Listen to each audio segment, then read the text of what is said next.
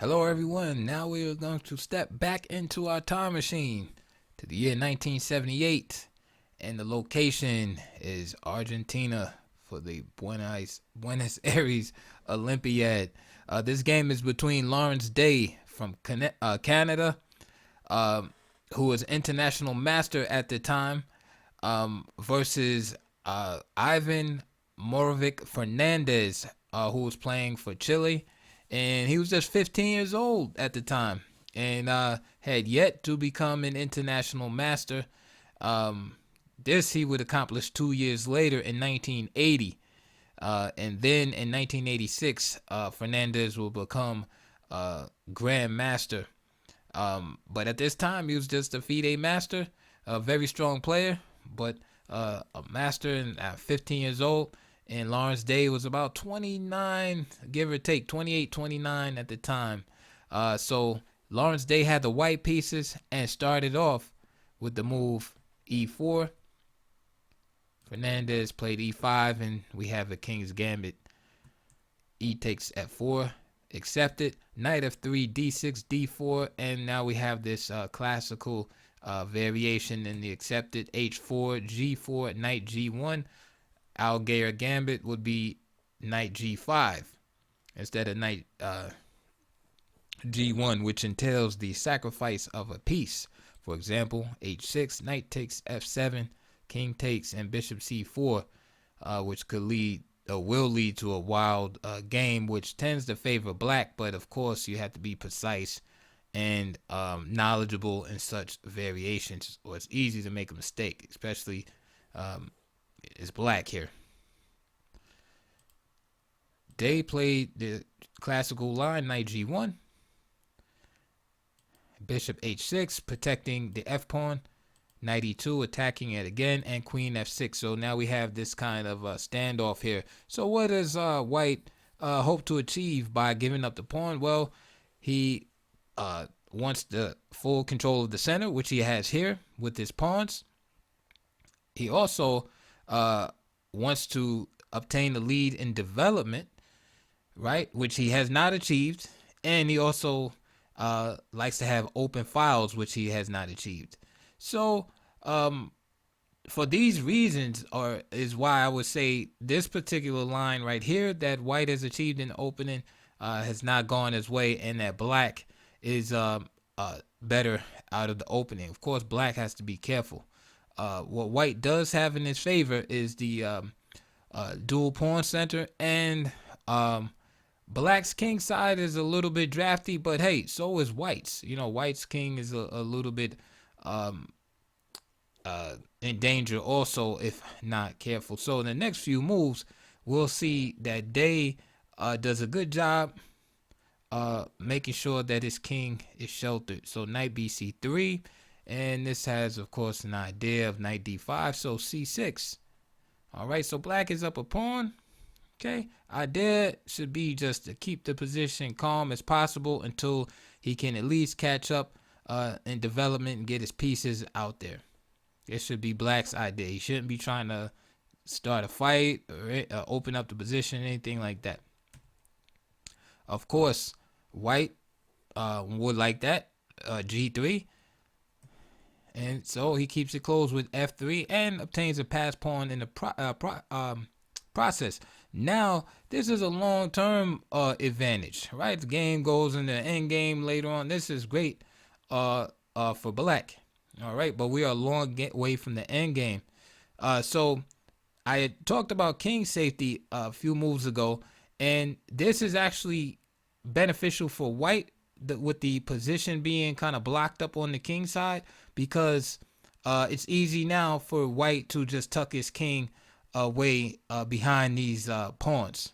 All right, so that's one good thing that we can take away from this pawn advance with g3 and f3 from black, and you'll see what I'm talking about in 1 second. So knight f4 is played, queen e7, and now king f2. So they just tucks his king away, right? And this allows his king to have some safety, and he's able to develop his bishop and rook on the king side in the process. Very common idea in the King's Gambit. Knight d7, bishop c4, and so we can see white has now obtained a lead in development. So this is one of the other goals that I stated, that he wanted control of the center, which he had with the pawns, lead in development, which he didn't possess at the time, but now he has it, and he would like open files so that he can attack, which he doesn't really have at this time. However, black plays b5, and this gives white a chance to obtain those open files. And of course, being King's Gambit aficionado, Lawrence Day just plays bishop takes b5. A better move would be move like knight b6. Again, being behind in development, up a pawn, try to keep things calm as possible. Right, knight b6, bishop b3, perhaps move like bishop d7 here. Let's say a5. I'm sorry, a4, a5, and perhaps down the road, black can castle on the queen side here. Of course, white will be trying to open up things. So b5, bishop takes b5.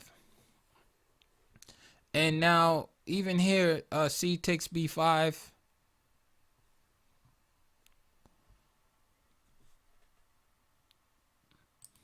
And after c takes b5, knight f d5 gives white chances here. All right, with this threat to play to c7. If he takes with the other knight, this is better for black because black can exploit this pawn not being protected at this moment, with this knight jumping away. So let's say rook e1, king f8, of course getting off the same file, queen d3, then a6, and this gives black enough counterplay in the position. All right, so if he does play c takes b5 right away, then white should play the knight f to d5. So anyway, though, what happened was after bishop takes b5, black made a mistake and played bishop takes f4. And what he does is he gives white further lead in development by trading off his bishop on h6 for the knight on f4, and then it brings white's knight out white's bishop out from c1 without loss of time to the f4 square. So now after c takes b5, knight takes b5, now you have this additional threat to deal with on the d pawn as well as the fork here. Knight gf6, and Lawrence Day did not play knight c7 and get greedy and go for the rook as some lesser skilled players would do. Of course, black is winning here after king g1, bishop b7. I just wanted to show you this variation because you can see how much the tides have turned, right? White has lost control of the center. He's way behind the development, all right? And his king is under attack, right? All the things that white wanted in the position, now you see black would have them. So you have to be careful not to be in a rush to win back material. Instead, in this position, they played knight takes d6. Notice how it keeps the attack going. That's with check. The king has to move. He played king d8. The other idea is king f8, and white could actually force a draw here in this position after bishop h6. All right, king g8 and queen c1 with the idea coming to g5, knight f8, e5, knight h5, Queen G5 check. Trade off the queens. Notice how this knight is attacked here. So the knight goes back. G7. Bishop takes. King takes. And the perpetual will start here. Now, if the king tried to come out here, he would get mated by rook to h6 in a few moves. All right. So white has at least a perpetual in that situation, and he can, you know, go for more if he wishes. So this is perhaps why Fernandez chose king d8 instead, right? So he wouldn't come under as much attack, under scrutiny. I mean, you see the bishop sitting right here. You're not gonna really want to go over here just, you know, on instinct. So rook e1. And again, I just want you to notice, we spoke about it a few moves earlier, but notice how safe the white king is, right? Due to this provocative move g3, you know, which made black close the position with f3. And that, because at the time, you know, he wanted the position closed. He was behind in development, but you can see later on how this benefits white. Right, white's king has nothing to worry about, where black's king is like in a real shady position. Knight h5, and now knight f5 hitting the queen. Queen goes to b4, bishop d6, and what white is doing here is setting up a mating net here. Black has to be very careful. Queen takes b2, rook b1. Instead of queen b2, I mean, queen b2 is possible, of course, but it just forces you to have to play, you know, super accurately. Queen a5 is a move, or just queen b6. Again, trying to keep things as closed as possible.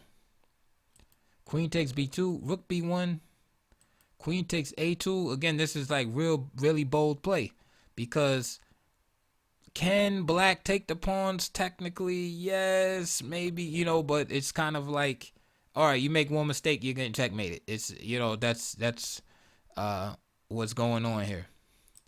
Queen d2. And basically, white's idea here is to play rook a1 and save queen e6, and then just simply queen c3, which is going to be winning here. There's too many threats on the board. One of them is e5, and of course queen c6. So after queen d2, knight h f6 was played, queen c3, and now Fernandez plays rook g8. Now the reason why he played rook g8 is because the threat here is a checkmate. So for example, if queen a6 here, right, to preserve the queen, because problem in this position, and the reason why black is lost, is because the queen is trapped also. Right, so you can't, it's kind of like you can't take care of everything here. The queen is going to be lost even after it goes to e6, because there's a simple check here.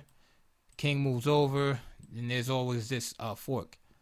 So for example, if the queen was able to move again, I'm sorry, if after queen c3, instead of rook g8, if queen a6, queen c7, king e8, and then there's the mate. You see, this is why rook g8 was played, to cover this square. However, in covering that square, right, Fernandez is going to lose the queen, so rook a1, and he resigned. Of course, there's no real good place to go. If he goes here, right, I know people like pointing at the screen, well, what about that square?